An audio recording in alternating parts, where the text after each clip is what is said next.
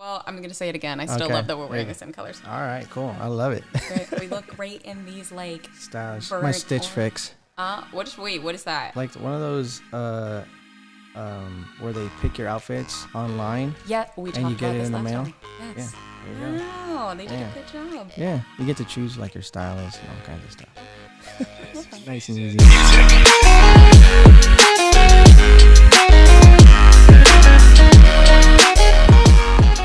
All right, well, welcome back to another 805 Live podcast where we are pulling back the curtain on all things real estate truths and myths in the 805 and beyond. I am with my co-host Courtney Allen today, and let's kick it off. We're going to talk about how to find the right neighborhood for you. Oh, yeah. That could be tricky. That is a tricky one, you know. I think people have to first determine what's not working for them in their current home or in their current neighborhood, right? They usually have like, oh, I wish I lived on a cul-de-sac, or I wish that I had views. I wish, it's always, you know, I wish, right? So I think first determining what's not working in your current home, your current location, your current neighborhood, and then where can you find that wish list of the city or the suburb of where you're moving to, and then meeting with a realtor who really knows the ins and outs of each neighborhood that basically is going to like check off as many of those as possible. I think is kind of key. Do you think that there are certain people that like automatically you meet someone and even before they tell you what they want, you know exactly where you think they should go? Well, I think that's being very observant of, you know, like if I see a husband and wife with little kids, I kind of know which areas, you know, in certain neighborhoods that would be safe for them, meaning more like traffic, right? Yeah. I'm not talking like crime or anything like that. It's more of like, okay, they're probably not going to want to be on, you know, Lakeview Canyon because, you know, cars are zooming by and little kids running out, right? Or, hey, I'm not going to put them on View Streets probably because they might be concerned that their kids are going to fall off, you know, on the ridge line there, you know? So I think it's number one, kind of just being observant, and you can kind of make assumptions, good baseline assumptions on what you think they might be looking for. If I see an older person, you know, probably looking for a single story with as little steps as possible within the property that, you know, makes, you know, they're not going to have a lot of trip hazards. What is the decking, you know, is it rugged stone where you can easily trip, or is it going to be, you know, smooth, easy, flat surfaces? So I think there are certain assumptions that you can make based on just being observant of people for sure. Yeah. Can you give recent situation for a client that they just completely did a 360 on where they were then till now? Yeah, I think I think honestly, you know, your parents is probably that perfect. Oh my God, we talk about them every episode. Love it. I think your parents are probably the biggest example, right? Going from a 6,000 square foot house, and we were looking at, you know, 3,000, 3,500 square foot houses. And then because townhomes were out of the picture, condos were out of the picture, and we were looking. And then I said, let's just go see this. And then we saw it, and then, you know, they loved it. And it's down the street from the other house. It's down the street. So I think that's probably the biggest one. A lot of the other times it's more, I would say, price point. They say, hey, I only want to spend, you know, $2 million, and they end up spending $3 million. You're like, what the heck? Right. So I think I'm more surprised by that, because you're like, hey, I only want to spend this. This is my max. This is my budget. And you show them, and it's not checking those boxes. And then you're like, but at the 3 million mark, it has all your boxes, and they kind of resist it for a while, and then fine, okay, let's just do it. And then they come to the realization that that's where they needed to be. I love the mentality of like, let's just do it. It's time, we're ready. Let's just go for it. Well, you know, I think sometimes people, you know, they think logically, but then they buy emotionally, right? So it's like, hey, it checks all the boxes. We're going to be here for a long time.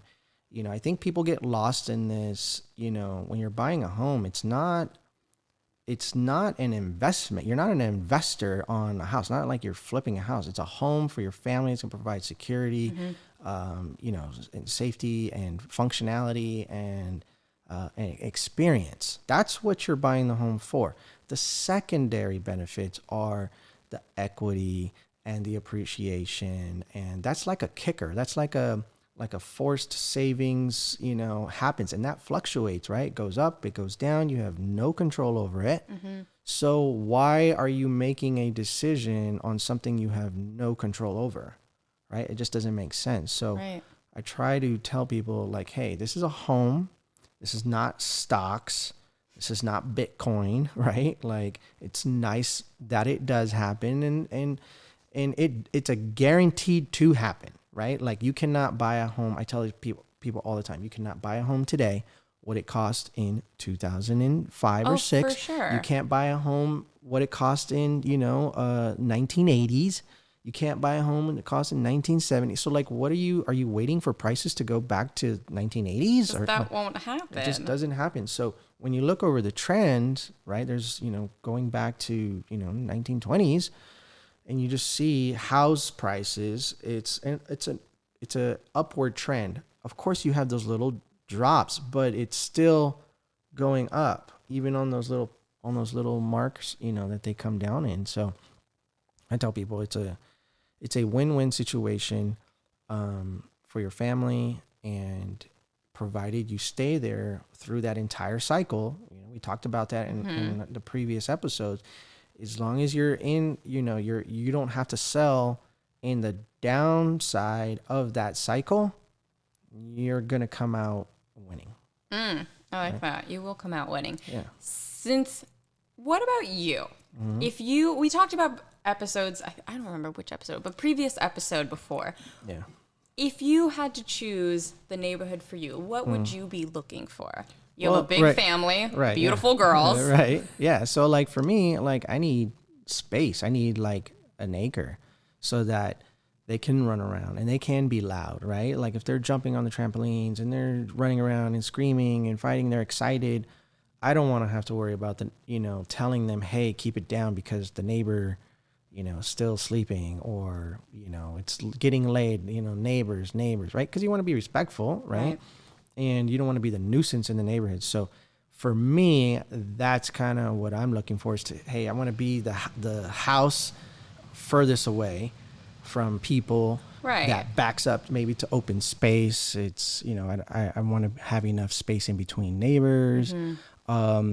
So that, I think that's like priority number one. And then number 2 would be, obviously, of course, like bedroom, right? Bedrooms, ensuite bathrooms, right? So that they're not fighting over, hey, this is my bathroom, get out of my room. Like that's coming. I know it's coming. Oh, it is. I still do it sometimes because me and my parents were always fighting. Yeah. But if I have beautiful girls, that will happen. Yeah, for sure.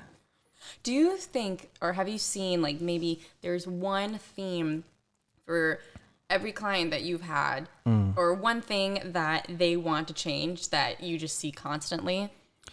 Everybody, everybody wants a house that's move-in ready. Everybody wants a house that's, nicely updated and done. But then when it comes to selling their house, they're like, oh, I don't want to do anything to fix it up. The buyer's going to change it anyways, and so it's like it's very weird, like you want something completely remodeled, like done tastefully and nicely. But then when it comes to selling your house, they're like, oh, I don't really want to do it. So, that's it. It doesn't make sense to me sometimes. That's interesting because even I think it was episode 4, we talked about like when you're trying to sell your house, you have to make changes. You did that to my parents' house. Yeah. We had to change the walls because a black room. But some people don't. They fight you on it, and it's until either their house is on the market longer than expected, or they're having to make price reductions, or they're having to make a switch, right? That maybe the previous realtor, right, didn't really give any insight on that. And then I'm the second realtor, or sometimes even the third realtor that says, hey, this is why your house is not selling. And they still don't believe it, but they finally just give into it. and then it happens, and then it sells, and they're like, oh, like you could have done this like months ago. Right. It's basically, yeah, you would have saved yourself a lot of time, you know, stress, anxiety, you know, and get you where you want to go. I know this is like long down the line for me, but I'm curious. If you had to pick an area or a house for me, what would you think? Townhome for sure. You know, why would you need a home at this point? Right? Like once you were maybe getting married or having kids, you know. That's a while from now. We got a couple years. But townhome, right? Closer maybe to the lake, a little bit more action, right? You can walk, you can cycle. There's the bars, there's Stonehouse, most importantly. Obviously. I put you across the street from Stonehouse. You know what's up. You get it. I like that. Yeah. Super modern. Yeah. Like, I like that vibe. Yeah. I stayed in Westlake for sure. Yeah. Yeah. I can't wait for you to find me a house. Yeah, we will when you're ready. Yeah.